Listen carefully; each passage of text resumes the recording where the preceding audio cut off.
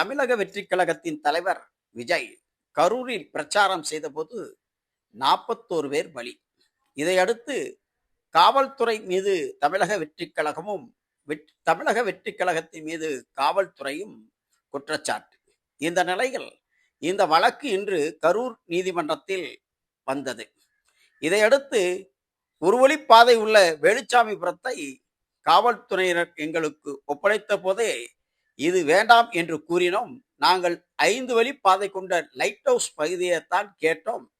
இது கிட்டத்தட்ட 1,15,000 சதுர பரப்புள்ள இடம் என்றும் மக்கள் வந்து செல்வதற்கு எளிதாக இருக்கும் என்று கூறியும் போலீசார் தர மறுத்தனர்.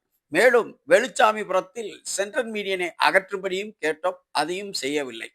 எமர்ஜென்சி எக்ஸிட் வசதியும் அப்பகுதியில் இல்லை என்று போலீசார் மீது கடும் குற்றச்சாட்டுகளை கூறிய தமிழக வெற்றி கழகத்தின் வழக்கறிஞர்களுக்கும் காவல்துறையினருக்கும் நீதிமன்ற வளாகத்தில் வாக்குவாதம் மோதல். இதையடுத்து நீதிபதி அவர்கள் இந்த வழக்கை மதியத்திற்கு மேல் விசாரித்துக் கொண்டிருக்கிறார்கள். மேலும் இந்த வழக்கில் கைது செய்யப்பட்ட தமிழக வெற்றி கழகத்தின் நிர்வாகிகள் மதியழகன் மற்றும் பவுன் ராஜுக்கு வருகின்ற அக்டோபர் 14ஆம் தேதி வரை நீதிமன்ற காவல்